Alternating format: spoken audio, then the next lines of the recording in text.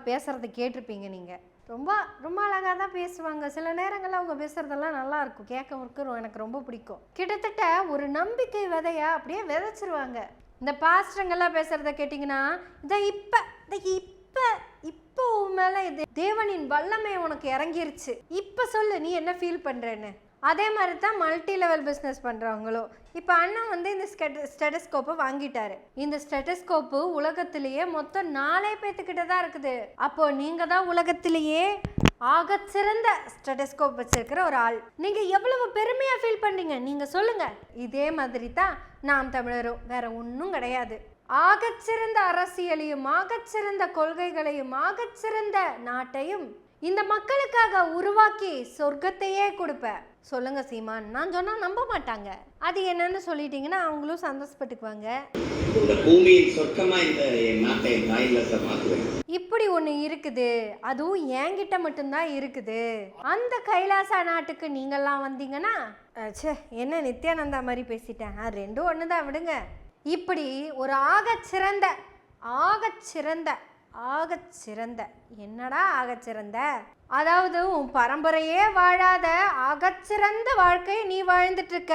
That means Simon, உங்க அப்பனுக்கோ இல்லை அவங்க அப்பனுக்கோ இல்லை அதுக்கு முன்னாடி இருந்த பாட்டனுக்கோ பூட்டனுக்கோ யாருக்குமே கிடைக்காத வாழ்க்கை நீ வாழ்ந்துட்டு இருக்க, அவ்வளவுதான். ஏன் தெரியுமா உன்னை இவ்வளவு குறிப்பிட்டு சொல்றேன்?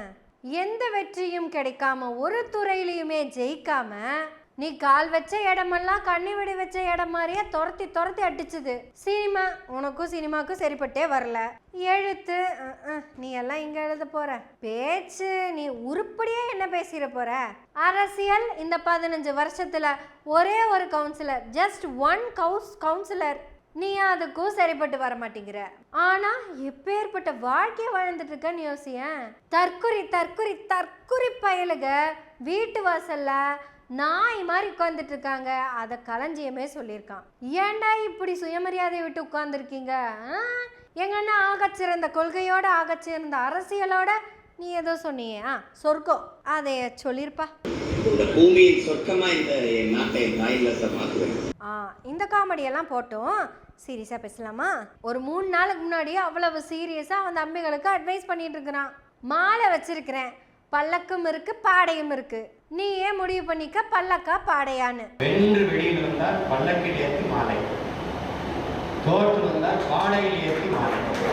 இல்ல இங்க இருந்தா பாடை மட்டும்தான் கிடைக்கும் அப்படின்னு நீ நினைச்சனா, என் தம்பி பல்லக்கு மட்டும் வச்சிருக்கிறான், அங்க போறியா? அங்க நானே கொண்டு போய் ரெஃபர் பண்றேன்.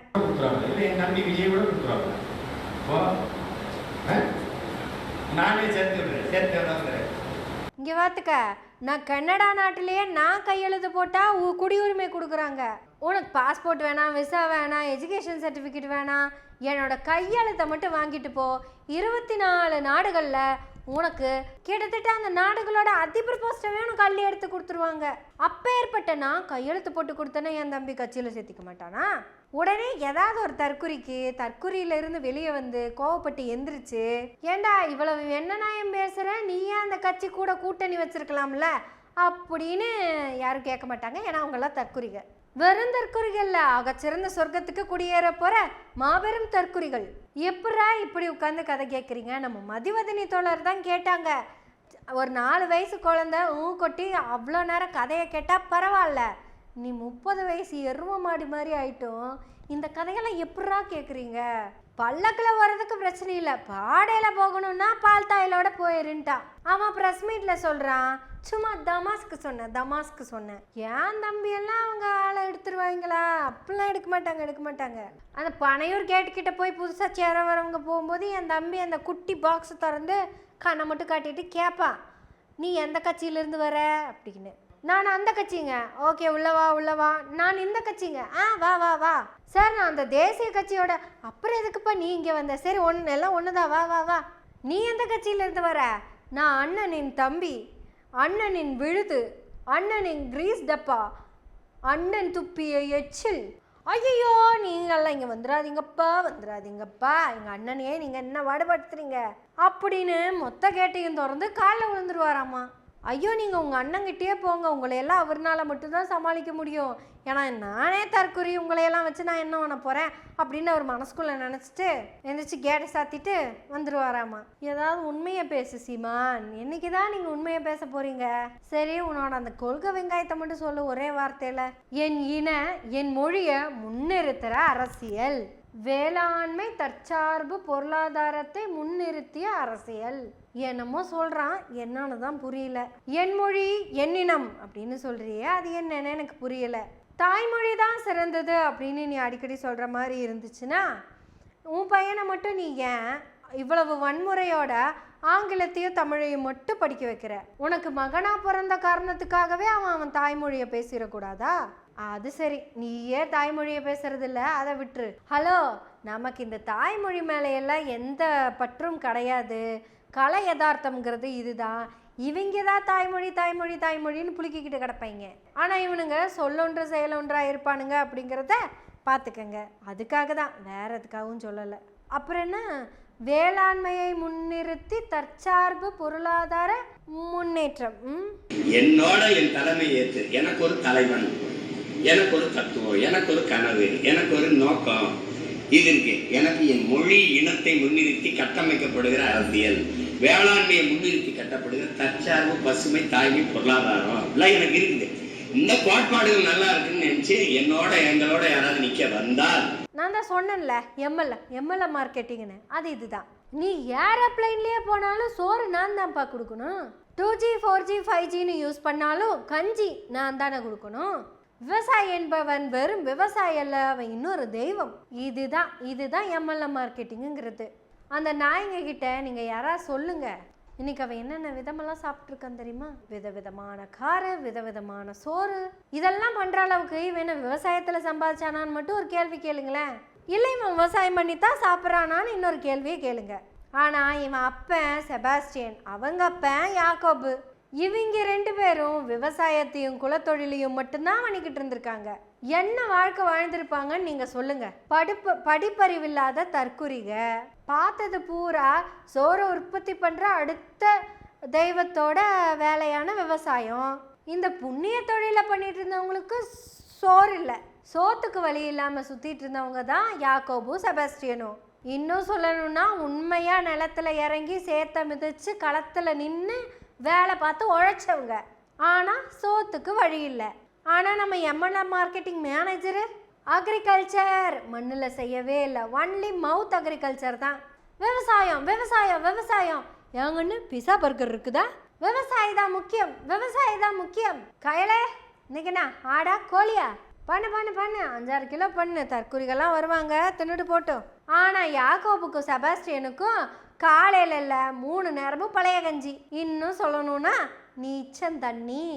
உடனே கிளம்பி வந்துடுவாங்க ஓடிட்டு. இதில் எவ்வளவு சத்து இருந்தது தெரியுமா, அதில் எவ்வளவு பத்து இருந்ததுன்னு தெரியுமா?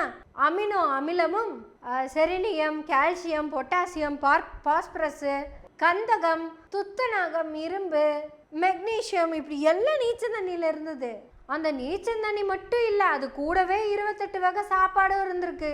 ஆனால் யாக்கோபு ஓடி போய் அந்த நீச்சல் தண்ணியை மட்டும் எடுத்து குடிச்சிட்டு வேலையை பார்க்க போயிடுவார்.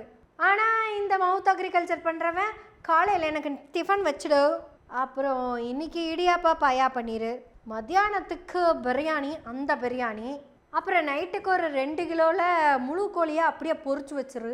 எதுலடா சம்பாதிக்கிற? ஒன்றுமே புரிய மாட்டேங்குது. இப்படியெல்லாம் உண்மையாலுமே ஒரு விவசாயினால சம்பாதிச்சிட முடியுமா? ஹாலுக்கு ஏசி, காரில் ஏசி, அத்தனை பெட்ரூம்லேயும் ஏசி, பாத்ரூமில் அதுலேயும் வச்சிருப்பேன், ஒன்றும் சொல்கிறதுக்கு இல்லை, ஏன்னா உன் காசு இல்லைல்ல. இந்த மாதிரி ஏதாவது ஒரு விவசாயி வாழ்ந்திருக்கானான்னு சொல்லு. இவனுக்குன்னு ஒரு கனவு இருக்காமா, விவசாயம். இந்த எம்எல்எம் கம்பெனிக்காரங்க உங்களுக்கு சொல்கிறதே இதுதாங்க, புனிதம், தெய்வீகம், இது உங்களுக்கு மட்டுமே இருக்கிற பெருமை. அதாவது இந்த மாதிரி ஸ்டாட்டிஸ்கோப் உலகத்திலே 4 பேத்துக்கிட்டு இருக்குல்ல, அந்த மாதிரி நம் இனம் பெருமை, மொழி, நான் மலையாளியாக இருந்தாலும் தமிழ் தான் பெருமை. ஏன் சொல்கிறான்? எதுக்கு சொல்கிறான்? அவன் வாழ்க்கை சந்தோஷமாக இருக்கணும் அப்படிங்கிறதுக்காக சொல்கிறான். அவன் திரள்நிதி கேட்குறத பார்த்துருக்கீங்கள, நீ கொடுத்தா கொடுக்காட்டிப்போ அப்படின்னு என்னைக்கா சொல்லியிருக்கானா? நீ இந்த காசை கொடுத்துட்டு நான் மட்டும் ஜெயிக்கலைன்னா என் பேரை மாற்றிக்கலாம் அப்படின்னு என்னைக்காவது சொல்லியிருக்கானா? எனக்கு ஒரு ஆக பெரும் கனவு இருக்கு, இஷ்டம்னா குடுறா இல்லைன்னா போடா அப்படின்னு என்னைக்காவது சொல்லியிருக்கானா? ஆட பிச்சைக்காரன் தோத்து போயிடுவாங்க, அவ்வளவு சூப்பராக கெஞ்சுவான்.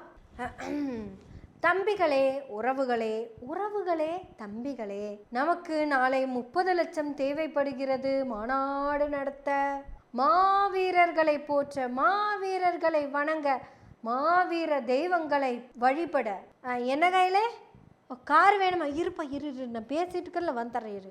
ஐயோ தம்பிகளே, உங்கள் அண்ணி திடீர்னு தம்பிங்கிட்ட நல்லா பேசுங்க அப்படின்னு சொல்லிட்டான். கொடுத்தா கூட கொடுக்காட்டி போங்கடா கிரீஸில் பார்க்கலாம் அப்படின்னு அண்ணி கூட சொல்லித்தர மாட்டாங்க.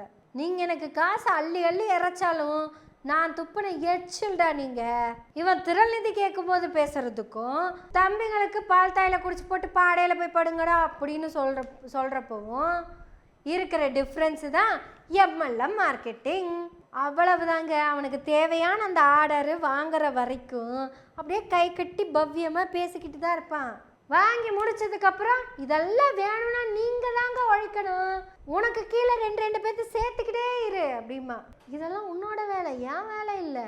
இதெல்லாம் சீமானின் எம்எல்எம் பிஸ்னஸ் டெக்னிக்ஸ். இதை புரிஞ்சுக்கிட்டவங்க தான் சமீபத்தில் புன்னகையோட அந்த கட்சியிலேருந்து வெளியே வந்த தம்பிக. இதை புரிஞ்சுக்காதவன் தன்னோட எல்லா புன்னகையும் இழந்த தற்குறி தம்பிக. தற்குறி தம்பிகளா, புன்னகையோட வெளியே வாங்க, சந்தோஷமா இருங்க. புன்னகை சேனலை சப்ஸ்கிரைப் பண்ணி ஆதரவு கொடுத்தீங்கன்னா இன்னும் சந்தோஷமா இருக்கலாம். நன்றி, வணக்கம்.